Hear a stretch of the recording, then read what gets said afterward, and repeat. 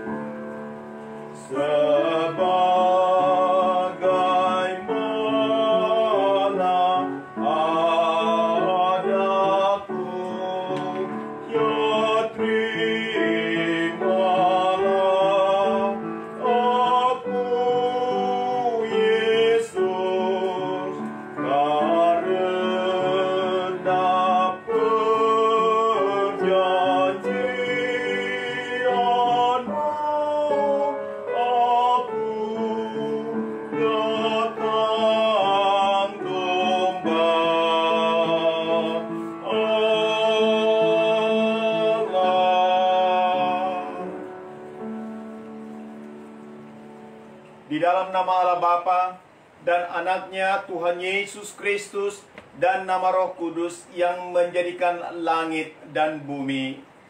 Amin. Tuhan itu baik. Ia adalah tempat pengungsian pada waktu kesusahan. Ia mengenal orang-orang yang berlindung kepadanya. Haleluya. Haleluya.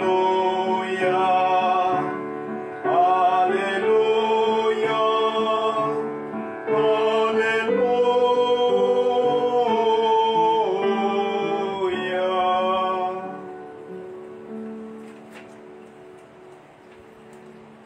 Ya Tuhan Allah yang Maha Kuasa dan Maha Pengasih, Bapa kami yang di surga, kami mengucapkan syukur kepadamu karena Engkau telah mengutus anak-Mu yang tunggal itu membebaskan kami dari kuasa iblis. Kami memohon kepadamu, peliharalah kami di dalam firman-Mu, agar kami kuat pada waktu kesesakan dan penderitaan. Ampunilah dosa dan pelanggaran kami terhadap firman-Mu yang kudus. Bukalah hati kami dengan Roh-Mu yang kudus, dan terimalah kami masuk ke dalam hidup yang kekal, supaya di sana kami memuji nama-Mu sampai selama-lamanya. Di dalam Tuhan Yesus Kristus Tuhan kami. Amin. Kidung Jemaat 18 ayat 1 dan 2.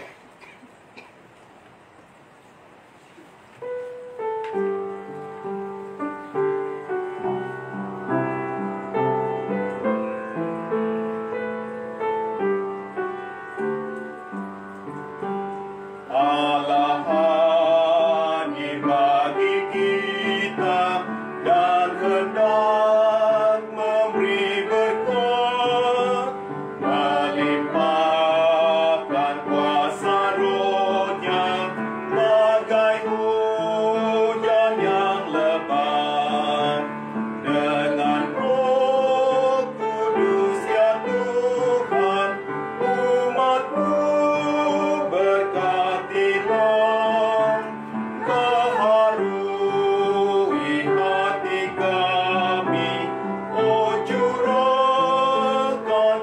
kurnia.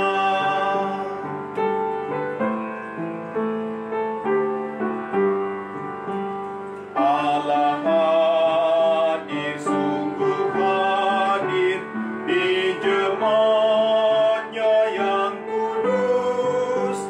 Biar kasih kurnia-Nya menyegarkan kita terus. Dengan Roh Kudus ya Tuhan, umat-Mu berkatilah. Baharui hati kami, oh curahkan kurnia.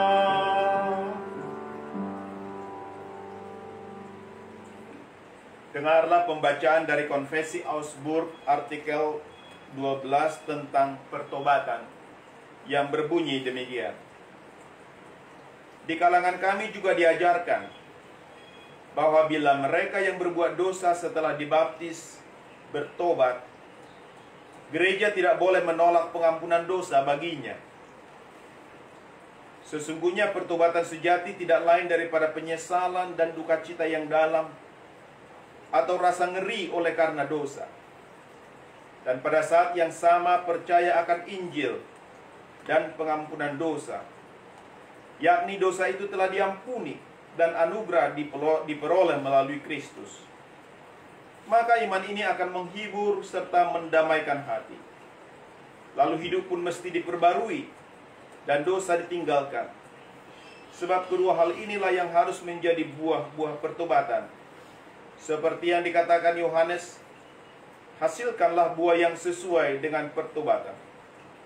Dalam hal ini, kami menolak mereka yang mengajarkan bahwa mereka yang menjadi orang-orang saleh tidak dapat jatuh lagi. Di pihak lain, terkutuklah kaum Nopatian yang menolak pengampunan dosa bagi orang yang berbuat dosa setelah baptisan. Kami juga menolak mereka yang mengajarkan bahwa pengampunan dosa tidak diperoleh melalui iman, tetapi dengan menebus dosa-dosa sendiri. Marilah kita memohon kekuatan dari Tuhan untuk melakukan firman-Nya. Ya Tuhan Allah, berikanlah kami kekuatan untuk melakukan firman-Mu. Amin. Kidung Jemaat 18 ayat 3 hingga 4.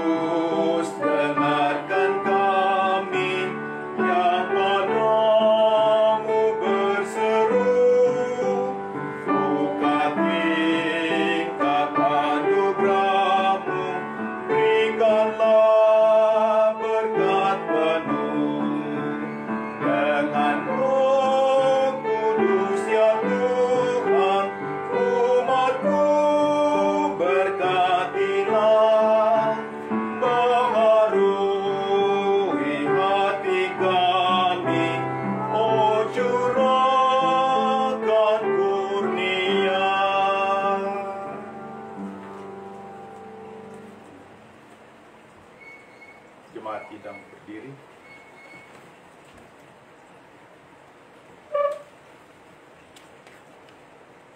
Ingatlah akan dosa-dosamu, sesali dan akuilah di hadapan Tuhan Allah.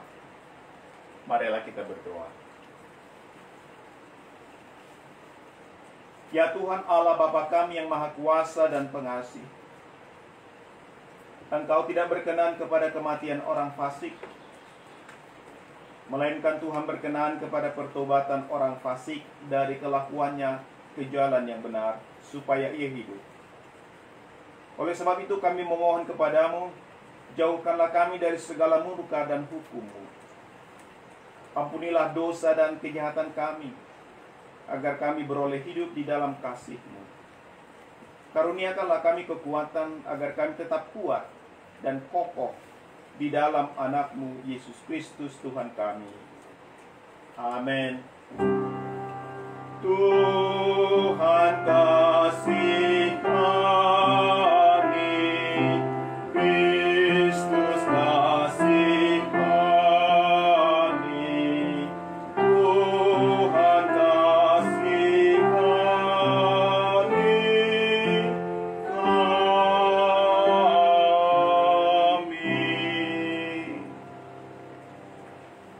Saya adalah hamba Tuhan yang menyampaikan firman-Nya kepadamu. Percayalah di dalam nama Allah Bapa dan Anak-Nya Tuhan Yesus Kristus dan Roh Kudus. Saya menyatakan dosamu sudah diampuni. Mulia bagi Bapa dan Anak-Nya dan bagi Roh Kudus, telah ada dari mulanya, sekarang dan sampai selama-lamanya. Amin.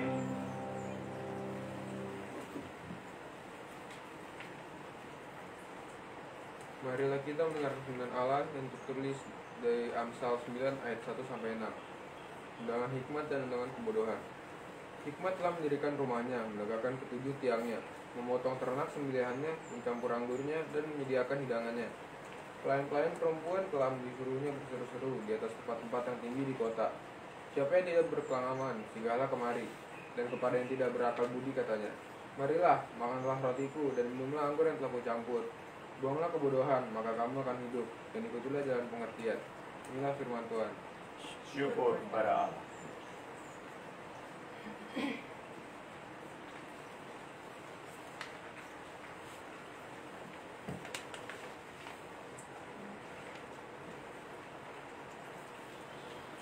Marilah anak-anak, dengarkanlah aku. Takut akan Tuhan akan kuajarkan kepadamu. Siapakah orang yang menyukai hidup, yang mengingini umur panjang untuk menikmati yang baik? Jagalah lidahmu terhadap yang jahat, dan bibirmu terhadap ucapan-ucapan yang menipu. Jauhilah yang jahat dan lakukanlah yang baik. Carilah perdamaian dan berusahalah mendapatkannya. Mata Tuhan tertuju kepada orang-orang benar, dan telinganya kepada yang mereka minta tolong. Wajah Tuhan menentang orang-orang yang berbuat jahat, untuk melenyapkan ingatan kepada mereka dari muka bumi. Apabila orang-orang benar itu berseru-seru, maka Tuhan mendengar dan melepaskan mereka dari segala kesesakannya. Tuhan itu dekat kepada orang-orang yang patah hati, dan Ia menyelamatkan orang-orang yang remuk jiwanya. Kemauan orang benar banyak, tetapi Tuhan melepaskan dia dari semuanya itu. Ia melindungi segala tulangnya, tidak satu pun yang patah. Kemauan akan mematikan orang fasik, dan siapa yang membenci orang benar akan menanggung hukuman. Tuhan membebaskan jiwa hamba-hambanya, dan semua orang yang berlindung padanya tidak akan menanggung hukuman. Kemuliaan bagi Bapa, Anak, dan Roh Kudus, dulu sejak permulaan, kini dan selamanya. Amin. Marilah anak-anak, dengarkanlah aku. Takut akan Tuhan akan kuajarkan kepadamu.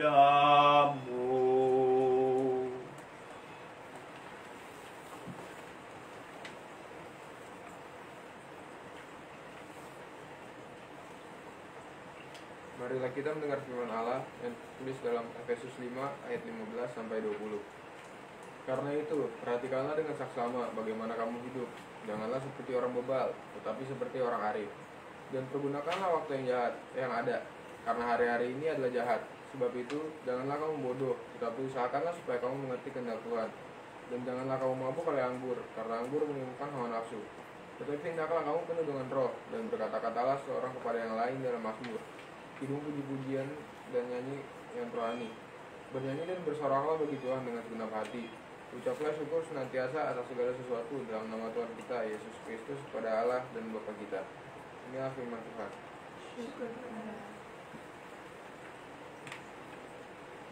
Marilah kita mempersiapkan diri menerima Injil Tuhan. Kita bangkit berdiri.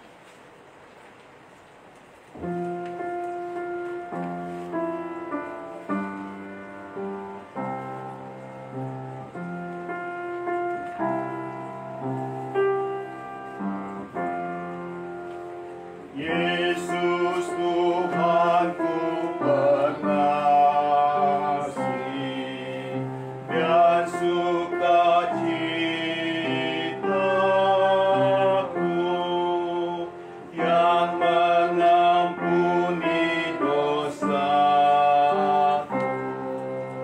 dan penghiburanku, kasih anugerah diberikan, tanda pengasihannya, aku pun jadi pengasih bagi Tuhan dan sesama.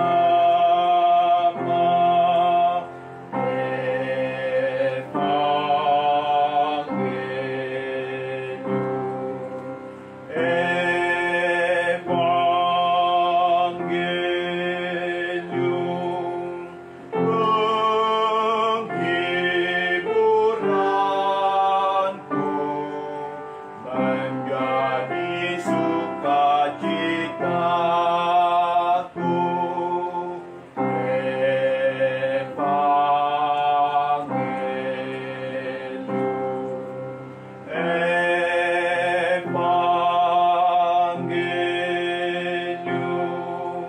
penghiburanku, menjadi sukacitaku.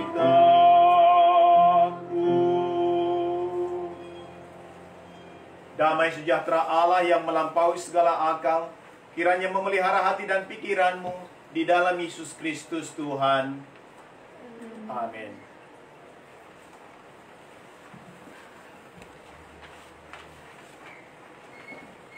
Evangelium Injil Kristus tertulis dalam Yohanes 6 ayat 51 hingga 59.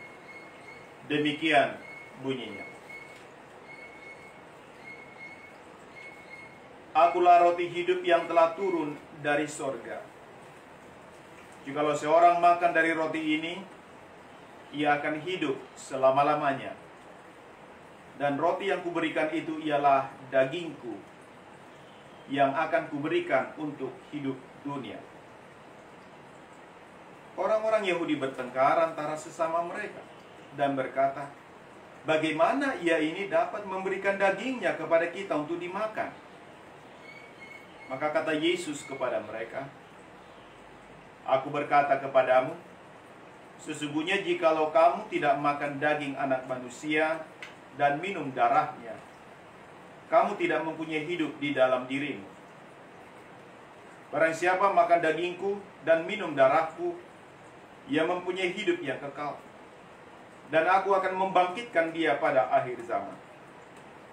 Sebab dagingku adalah benar-benar makanan, dan darahku adalah benar-benar minuman. Barang siapa makan dagingku dan minum darahku, ia tinggal di dalam aku dan aku di dalam dia. Sama seperti Bapa yang hidup mengutus aku, dan aku hidup oleh Bapa. Demikian juga barang siapa yang memakan aku akan hidup oleh aku. Inilah roti yang telah turun dari sorga. Bukan roti seperti yang dimakan nenek moyangmu, dan mereka telah mati. Barang siapa makan roti ini, ia akan hidup selama-lamanya."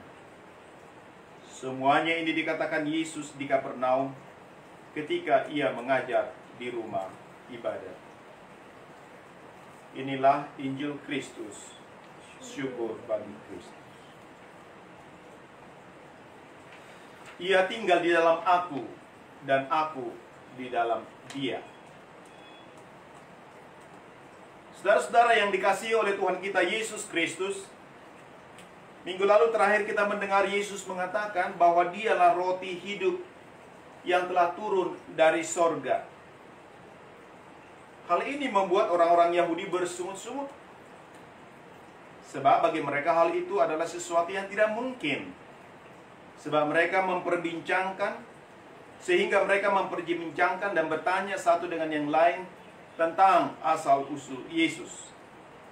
Mereka tahu persis siapa ayahnya, yakni Yusuf, dan siapa ibunya. Oleh karena itu mereka merasa heran, bagaimana mungkin Yesus berkata demikian kepada mereka.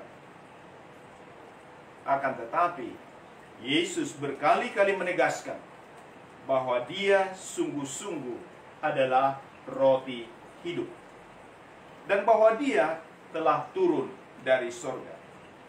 Itu dapat kita lihat berkali-kali diucapkan di dalam Injil Yohanes pasal 6 ini.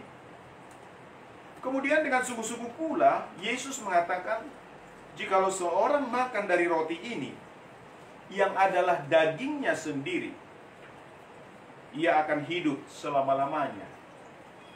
Dan itu ia berikan untuk dunia. Dia memberikan dirinya untuk dunia. Roti hidup.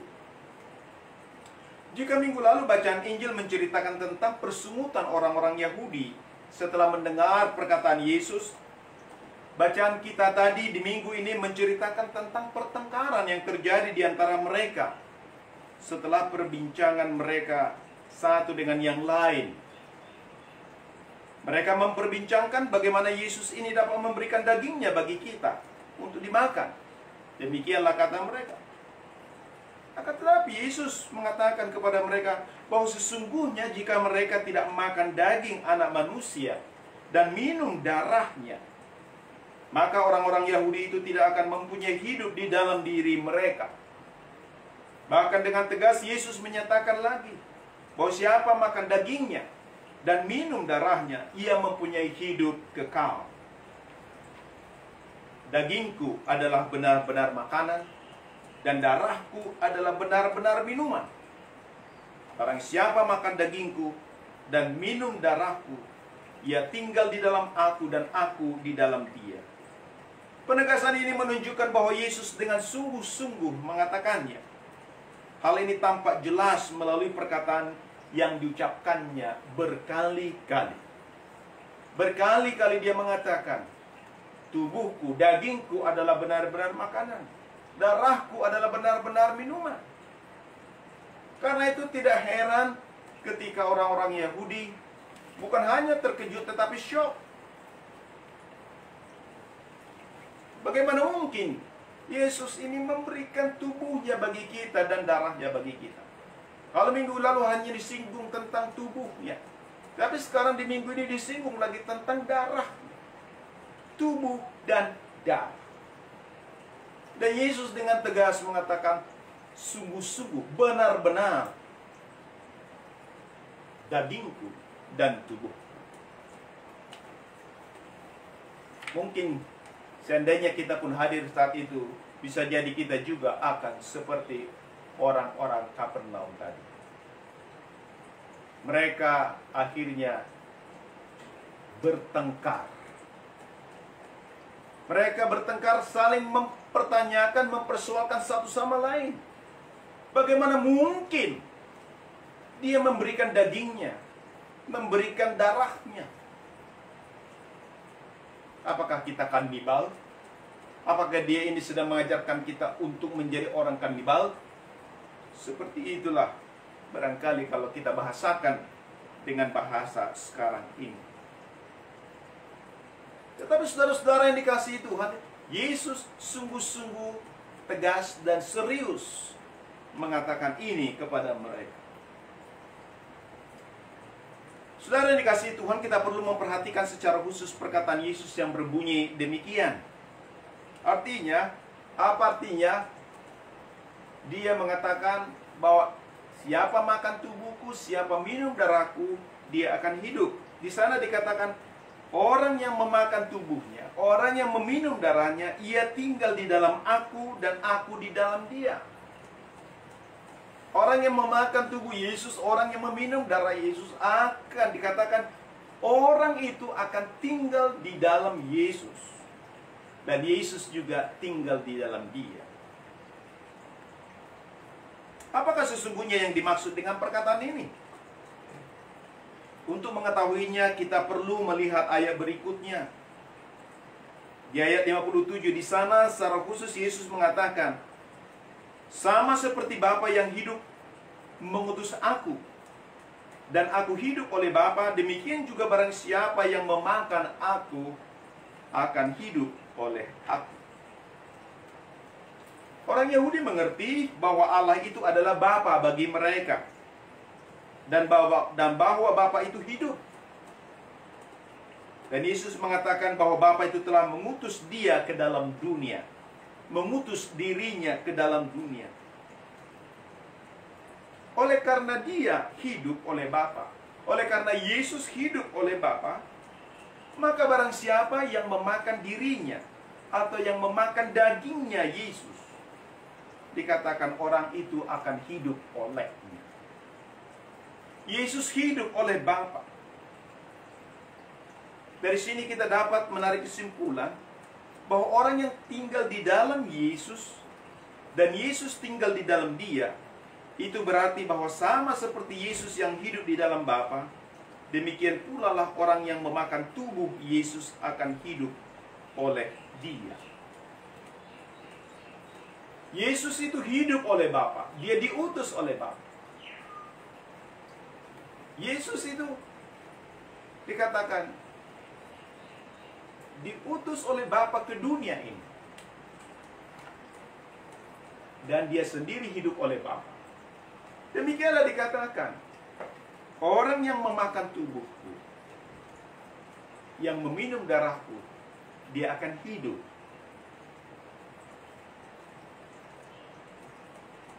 Yesus mengatakan, karena Bapa yang hidup itu ada di dalam diriku, demikian juga jika engkau memakan diriku, maka dirimu akan hidup. Oleh Bapa aku hidup, maka olehku engkau akan hidup. Dengan demikian kita hidup oleh Bapa. Lalu mengapa orang memakan tubuh Yesus akan hidup? Mungkin pertanyaan kita demikian. Jawabannya adalah oleh karena Bapa itu adalah Allah dan tinggal menyatu di dalam diri Yesus. Allah itu menyatu di dalam diri Yesus. Itu berarti bahwa Yesus sendiri adalah Allah. Hal ini juga yang diungkapkan dalam pengakuan iman rasuli bagian kedua. Jangan dikatakan aku percaya kepada Yesus Kristus, anak Allah yang tunggal Tuhan kita, yang dikandung dari Roh Kudus, lahir dari anak darah Maria atau dari perawan Maria. Arti dari artikel ini, Martin Luther mengatakan dalam penjelasannya tentang bagian kedua dari pengakuan iman rasuli ini, aku percaya bahwa Yesus Kristus Allah sejati diperanakkan dari Sang Bapa sejak kekekalan, dan juga manusia sejati dilahirkan dari perawan Maria adalah Tuhanku. Yesus itu Allah sejati, tetapi juga manusia sejati. Allah 100%, manusia 100%. Dan otak kita memang tidak bisa memahami itu. Bagaimana mungkin manusia bisa Allah 100% dan pada saat yang sama manusia 100%. Dan hal inilah yang tidak bisa diterima oleh orang banyak tadi. Tetapi dalam pengakuan iman rasuli yang selalu kita ucapkan setiap minggu, artinya bahwa Yesus Allah sejati diperanakkan dari Sang Bapa sejak kekekalan, manusia sejati dilahirkan dari anak darah Maria adalah Tuhanku. Tuhanku artinya yang memiliki aku, yang empunya aku. Tuhan. Tuhan memiliki hamba. Tuhan, dia Tuhan di atas segala Tuhan. Dialah pemilik. Mengapa kita menjadi milik daripada Kristus? Karena dia dikatakan telah menebusku, melunasiku, dan merebutku dari segala dosa, dari maut dan dari kuasa iblis. Dia yang menebus melalui kematiannya di kayu salib. Dia disalibkan untuk memikul dosa kita. Darahnya tercurah, mengucur. Kemudian dia mati di sana untuk menebus engkau, untuk menebusku, untuk menebus kita semua manusia berdosa, dan bahkan untuk menebus dunia ini, supaya setiap orang yang percaya kepadanya tidak binasa, melainkan beroleh hidup yang kekal. Nah, saudara yang dikasihi Tuhan, penjelasan Luther ini erat kaitannya dengan apa yang Yesus katakan, yakni bahwa dia hidup oleh Bapa. Yesus itu diperanakkan dari Sang Bapa sejak kekekalan. Yesus menjadi anak Allah bukan ketika dia lahir ke dunia ini, tetapi sejak kekekalan.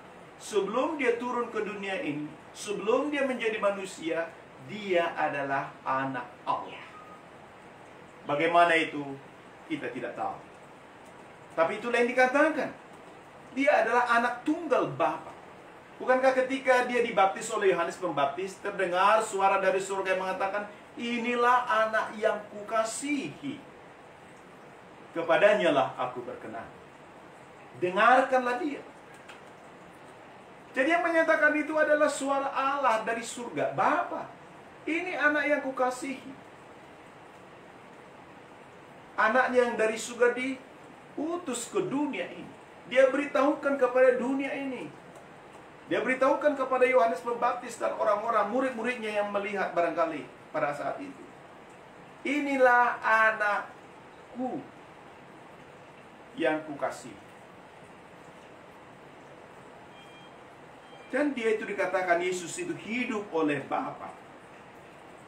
Dan Yesus sendiri juga mengatakan kepada murid-muridnya bahwa Bapa ada di dalam dia dan dia ada di dalam Bapa.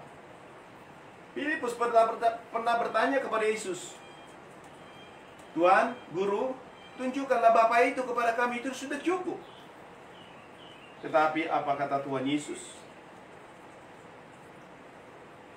Barang siapa melihat aku, dia telah melihat Bapa.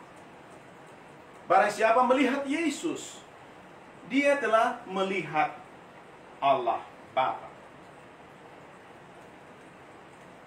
Saudara yang dikasihi Tuhan, oleh karena Yesus itu hidup oleh Bapa, di mana hanya Allah yang dapat memberi hidup atau menghidupkan, maka demikianlah dikatakan orang yang memakan daging atau tubuh Kristus akan hidup oleh Dia. Orang yang memakan tubuh Kristus akan hidup oleh Dia. Sebab Bapa memberi hidup kepada Yesus kepada anak. Dan melalui anak, Bapa memberikan hidup kepada kita, kepada manusia yang berdosa yang sudah mati itu, supaya tidak selamanya dalam kematian oleh karena dosanya, tetapi menjadi hidup bagi Allah. Akan tetapi perlu kita pahami, saudara-saudara yang dikasihi Tuhan, bahwa tubuh yang dimaksud oleh Yesus bukanlah seperti yang dipahami oleh orang-orang Yahudi di Kapernaum, yang disebut dengan istilah Kapernaitik. Orang-orang Yahudi ini memahaminya sama halnya seperti seseorang yang makan daging biasa. Dan hal ini yang membuat mereka bertengkar. Bagaimana mungkin kita memakan tubuh Yesus seperti memakan daging? Memang ini menunjukkan akal manusia tidak sanggup memahami firman Allah. Tidak mampu mengerti tentang Allah itu. Karena itulah mereka hanya memahami berdasarkan kedagingan mereka. Ketika Yesus berkata, siapa memakan dagingku, maka yang mereka pahami adalah memakan seperti memakan daging biasa. Kalau begitu, apakah yang Yesus maksudkan? Saudara yang dikasihi Tuhan, Yesus sendiri mengaitkan dirinya dengan roti. Bukankah Yesus berkata, akulah roti yang telah turun dari sorga? Dikatakan, aku telah turun dari sorga. Dengan menggunakan istilah ini, saudara-saudara, roti, tentu hal ini berkaitan dengan perjamuan malam Paskah. Perjamuan di mana Yesus sendiri akan dikhianati. Yesus mengatakan bahwa roti yang diberikannya itu adalah tubuhnya. Namun, roti itu bukan seperti yang dimakan oleh nenek moyang orang Yahudi ketika mereka berada di padang gurun. Mengapa bukan seperti di padang gurun? Sebab roti yang di padang gurun itu adalah roti biasa. Oleh karena itu, tidak berapa lama kemudian mereka mati juga ketika tiba waktunya. Karena roti yang dimakan nenek moyang mereka di padang gurun hanya untuk bertahan sementara, menahan kelaparan. Tetapi roti yang dimaksud Yesus berbeda sekali dengan itu. Nenek moyang mereka telah mati. Itu berarti bahwa roti yang mereka makan adalah roti biasa, yang hanya memberi hidup yang sementara. Akan tetapi roti pada perjamuan malam itu, yang kemudian dikenal sebagai perjamuan kudus, berdasarkan penetapannya, roti itu memberi hidup yang selama-lamanya. Roti yang diberikan Yesus, yang dikatakan ini tubuhku, ini darahku, itu memberi hidup, kehidupan yang kekal. Mengapa bisa demikian? Sebab roti yang diberikan Yesus itu adalah tubuhnya sendiri. Tubuhnya dalam arti dia hadir secara real di dalam atau di bawah roti itu. Di dalam elemen roti, Yesus hadir secara nyata.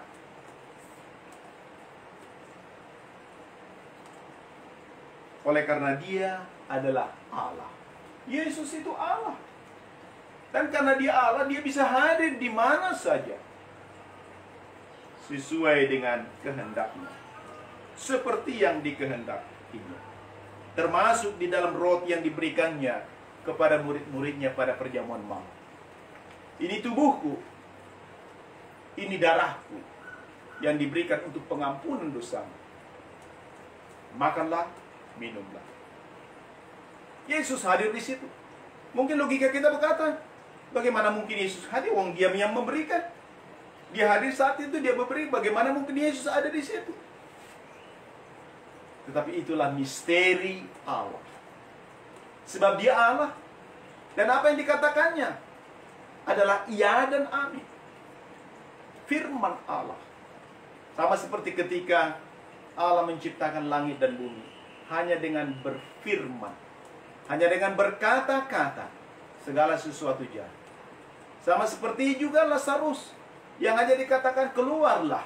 Dia tidak berdoa, Tuhan tolonglah supaya Lazarus bisa hidup, supaya dia keluar. Tidak. Dia hanya berkata, Lazarus keluarlah.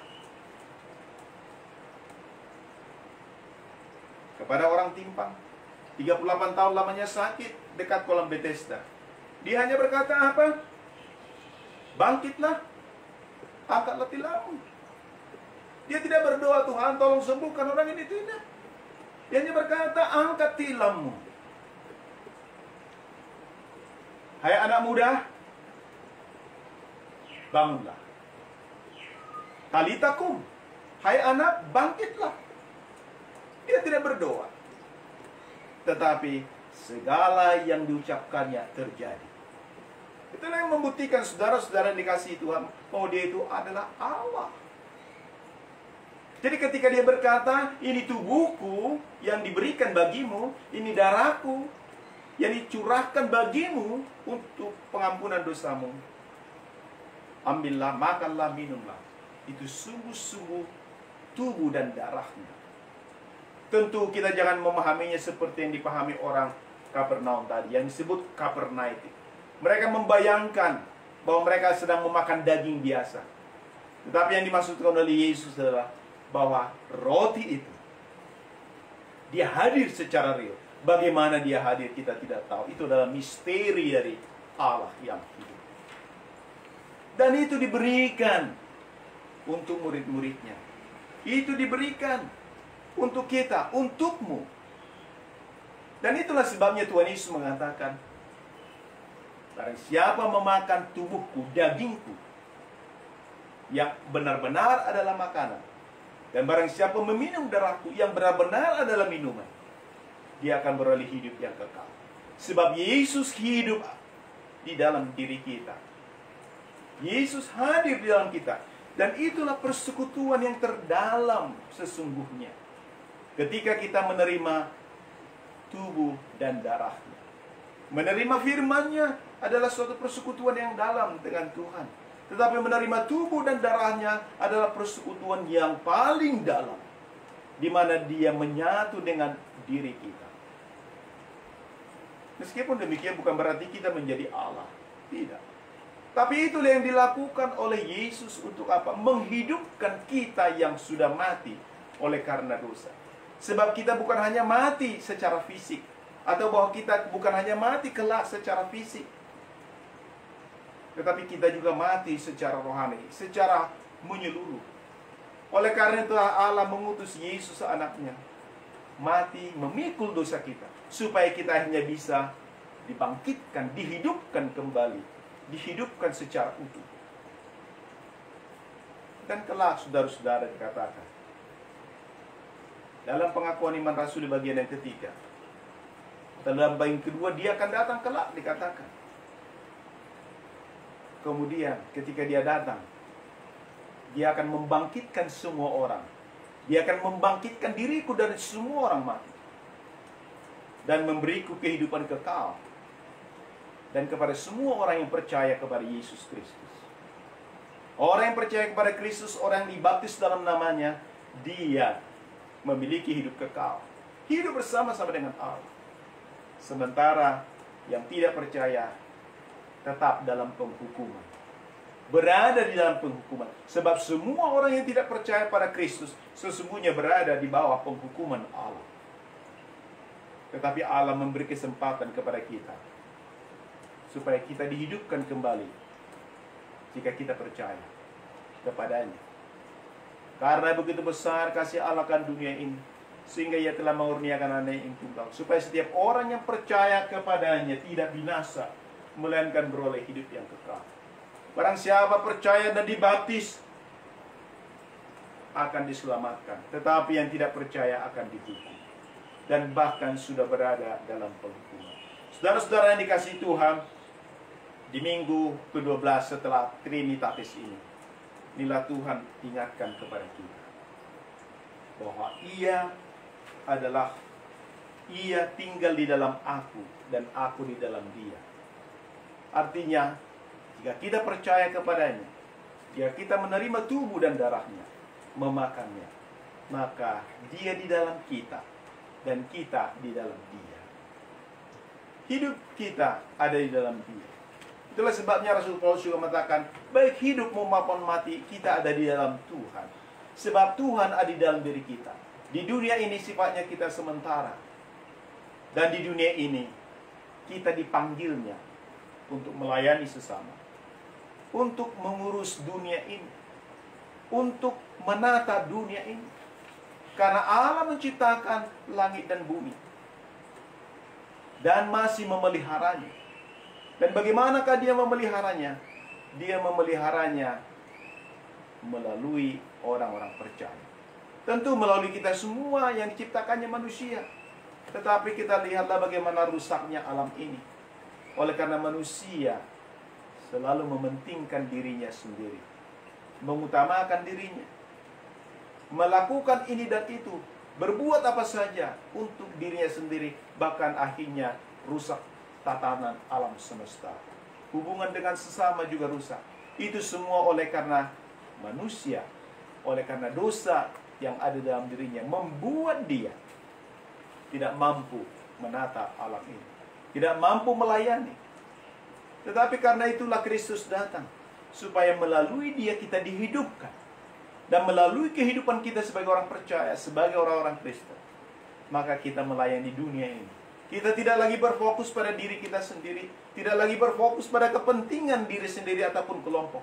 Tetapi kita melakukan segala sesuatu demi kesejahteraan sesama, demi keberlangsungan dunia, kelestarian alam semesta. Itu semata-mata oleh karena anugerah Tuhan melalui orang-orang percaya. Saudara yang dikasihi Tuhan, ia tinggal di dalam aku dan aku di dalam dia. Ia tinggal di dalam kita dan kita di dalam dia. Karena itulah saudara-saudara, mengapa perjamuan kudus Tuhan berikan. Tuhan Yesus mengatakan, berbuatlah ini menjadi peringatan akan daku setiap kali kamu memakannya ataupun meminumnya. Artinya terus-menerus, tidak hanya sekali-sekali. Gereja mula-mula menerima tubuh dan darah Kristus, perjamuan kudus, itu setiap minggu. Tetapi karena dunia ini kita lihat semakin melenceng, sehingga semakin jarang orang untuk menerima perjamuan Tuhan. Bahkan ada yang menolak, tidak mau, merasa dirinya berdosa sehingga tidak layak menerima itu. Yang semestinya justru karena kita berdosa, kita datang untuk menerimanya, bukan menghindarinya. Kita semakin membutuhkan perjamuan Tuhan untuk menguduskan kita. Sebab itu adalah tubuh dan darah Kristus yang memberi pengampunan dosa dan yang menguduskan kita tiap-tiap hari, tiap-tiap minggu. Dibentuknya sedemikian hingga kita semakin serupa dengan Dia, semakin seperti Kristus. Dalam nama Bapa dan Anak dan Roh Kudus. Amin. Marilah kita bangkit berdiri.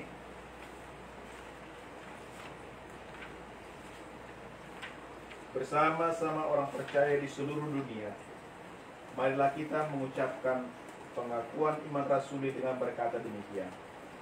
Aku percaya kepada Allah, Bapa yang Maha Kuasa, pencipta langit dan bumi, dan kepada Yesus Kristus, anaknya yang tunggal Tuhan kita, yang dikandung dari Roh Kudus, lahir dari anak darah Maria, yang menderita sengsara di bawah pemerintahan Pontius Pilatus, disalibkan, mati dan dikuburkan, turun ke dalam kerajaan maut.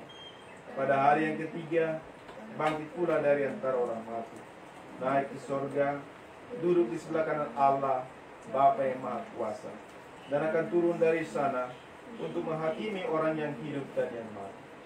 Aku percaya kepada Roh Kudus, Gereja Kristen yang kudus, persekutuan orang-orang kudus, pengampunan dosa, kebangkitan daging, dan hidup yang kekal. Amin. Mari kita memuji Tuhan. Kidung Jemaat 405 ayat 2 dan 3. Sementara kita membawa persembahan.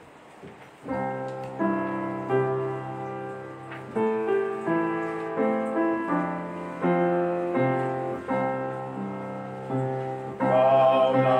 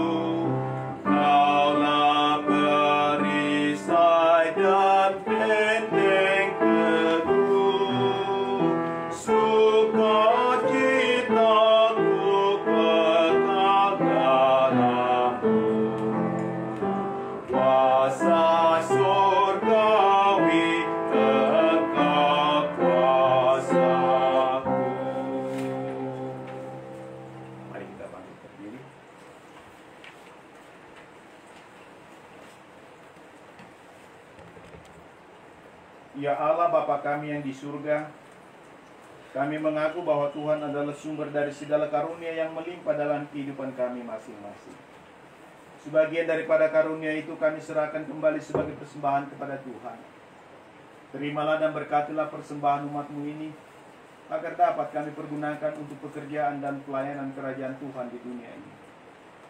Bukalah hati kami untuk mengenal betapa banyak berkat dan karunia yang kami peroleh dari Engkau, supaya kami senantiasa bersyukur kepadamu di dalam nama Yesus Kristus Tuhan kami.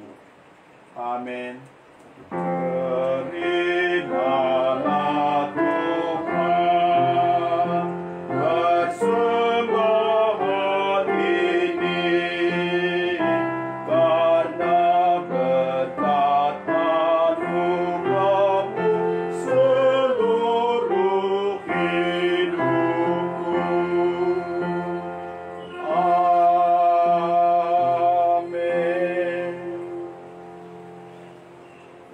Ya Tuhan Allah Bapa Surgawi, kami sungguh menaikkan puji dan syukur ke hadapan-Mu, oleh karena Engkau telah memberikan anak-Mu Yesus Kristus bagi kami, memberikan tubuh dan darahnya untuk pengampunan dosa kami. Kami bersyukur Tuhan, meskipun Engkau bangkit naik ke surga, tetapi Engkau tetap hadir di tengah-tengah kami, dengan memberikan tubuh dan darah-Mu untuk pemeliharaan iman kami, hingga di saat Engkau datang membawa kami kepadamu. Tuhan, berilah kami Roh Kudus-Mu, supaya kami dengan setia berpegang teguh pada perkataan, meyakini akan firman-Mu ini Tuhan, di mana melampaui segala akal dan pikiran. Tuhan, jangan Engkau biarkan kami tersesat. Demikian juga Tuhan, seperti orang-orang yang di Kapernaum itu Tuhan, mereka pada akhirnya menolak Engkau, tetapi Engkau bersabar menantikan pertobatan mereka. Demikian juga Tuhan, orang-orang Kristen yang semakin surut imannya dari Engkau, bahkan yang meninggalkan Engkau, Bapa di surga, Engkau tetap memanggil mereka untuk kembali kepadamu, untuk percaya kepada Engkau, mengaku dosa mereka, dan menerima pengampunan dari Allah. Sebab Engkau adalah Allah yang setia dan tidak pernah menolak orang yang mau bertobat kepadamu. Dengarlah doa kami ya Bapa, di dalam nama anak-Mu Yesus Kristus, Tuhan dan Juru Selamat kami yang hidup, yang telah menyerahkan nyawanya bagi kami, dan yang memerintah bersama dengan Engkau dan Roh Kudus, Allah yang Esa, dulu setiap permulaan kini dan selamanya. Amin. Tuhan, kami juga membawa ke dalam tangan-Mu bangsa dan negara kami, dan berdoa untuk pemimpin bangsa kami, dan berdoa untuk presiden, wakil presiden, para menteri, semua Tuhan, para pejabat yang di bawahnya, yang Engkau tetapkan untuk menjadi pemimpin di tengah-tengah bangsa kami. Berkatilah mereka Tuhan, supaya mereka Tuhan mampu menjalankan tugas mereka yang membawa damai sejahtera dan kesejahteraan bagi setiap anggota bangsa kami. Kami berdoa Tuhan, biarlah Tuhan memberkati mereka, secara khusus pada saat ini Tuhan yang masih menjalankan proses vaksinasi. Biarlah Tuhan memberkati mereka supaya itu Tuhan boleh berlangsung dengan baik, sehingga Tuhan, bangsa kami boleh segera bebas dari virus corona ini Tuhan. Kami memohon juga belas kasihan-Mu, anugerah-Mu. Tuhan, angkatlah semua, halau semua virus ini Tuhan, supaya hanya kehidupan di tengah bangsa kami boleh berlangsung dengan baik. Namun demikian Tuhan, meskipun di tengah situasi yang sulit saat ini, berikanlah kami ketabahan dan ketekunan dan kesabaran di dalam menghadapi segala sesuatu, dengan selalu berserah kepada-Mu dan mengandalkan Engkau di dalam kehidupan kami. Ada banyak orang yang tidak mendapat makanan, ada banyak orang yang kesusahan Tuhan, oleh karena situasi dan kondisi ini. Kami mohon belas kasihan-Mu Tuhan, berilah mereka makanan, berilah mereka pertolongan. Kami juga berdoa juga untuk gereja-Mu ya Tuhan, Engkau yang telah memanggil, mengumpulkan gereja-Mu, Engkau yang memanggil orang untuk percaya kepadamu. Dan Engkau juga yang menguduskan gerejamu. Tuhan, Engkau juga yang memeliharanya. Berkatilah ya Bapa. Kiranya Engkau menopang agar senantiasa mempercayai bahwa Engkau adalah Kristus yang telah diutus ke dunia ini untuk menyelamatkan semua orang berdosa, supaya pada akhirnya boleh hidup kembali Tuhan. Biarlah Engkau menolong supaya kami mempercayai firman-Mu Tuhan, dan terus bertekun di dalam Engkau. Dan Engkau juga menolong kami Tuhan sebagai umat-Mu, supaya kami terus menyadari akan tugas panggilan kami, bahwa Engkau memanggil kami untuk hidup bagi sesama kami, untuk hidup dalam kasih, untuk hidup saling memberi, menopang dan mendukung. Tuhan, kasihanilah kami. Kami berdoa Tuhan untuk saudara-saudara kami, jika ada yang sakit Tuhan, biarlah Tuhan menjamah dan menyembuhkan mereka. Terus kami berdoa juga Tuhan untuk anggota jemaat-Mu yang masih beribadah di rumah Tuhan, khususnya yang ada di jemaat di Cibinong. Biarlah Tuhan memberkati mereka masing-masing Tuhan. Kiranya Engkau menopang, kiranya Engkau mendapatkan hati para kepala rumah tangga untuk bergiat dalam Tuhan Tuhan, untuk bergiat dalam Engkau, memimpin anak-anak mereka dalam beribadah kepada Tuhan. Dan Engkau biarkan Tuhan mereka larut dalam dunia ini, dan juga larut oleh karena kedagingan di dunia ini. Biarlah Engkau menggerakkan mereka untuk terus Tuhan bertekun, menuntun anak-anak mereka beribadah kepadamu, mengajarkan firman-Mu kepada mereka. Bapa Surgawi, amin. Berdoa untuk saudara-saudara kami yang sedang berduka. Kami ingat Tuhan seorang Bapa yang berduka di Kuawang Kuning GKL yang berjemaat. Hiburkanlah hatinya oleh karena Engkau telah memanggil istri. Kami juga berdoa Tuhan untuk pemulihan seorang saudara kami yang baru saja mengalami operasi di Jakarta. Kami mohon belas kasihan, biarlah Tuhan menjamah dia, biarlah Tuhan menyembuhkan dia, memulihkan dia Bapa. Bapa Surgawi, inilah doa kami. Dengarlah yang kami naikkan di dalam nama Yesus Kristus, Tuhan dan Juru Selamat kami, yang telah mengajar kami berdoa. Bapa kami yang di surga, dikuduskanlah nama-Mu, datanglah kerajaan-Mu, jadilah kehendak-Mu di bumi seperti di surga. Berikanlah kami pada hari ini makanan kami yang secukupnya, dan ampunilah kami akan kesalahan kami, seperti kami juga mengampuni orang yang bersalah pada kami. Dan janganlah membawa kami ke dalam pencobaan, tetapi lepaskanlah kami dari yang jahat. Karena Engkau punya kerajaan dan kekuasaan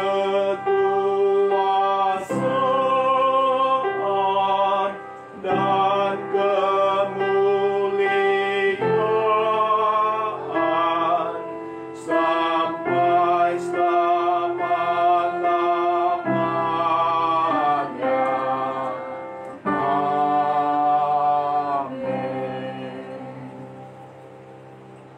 Tuhan memberkati engkau dan melindungi engkau. Tuhan menyinari engkau dengan wajahnya dan memberi engkau kasih karunia. Tuhan menghadapkan wajahnya kepadamu dan memberi engkau damai sejahtera. Amin.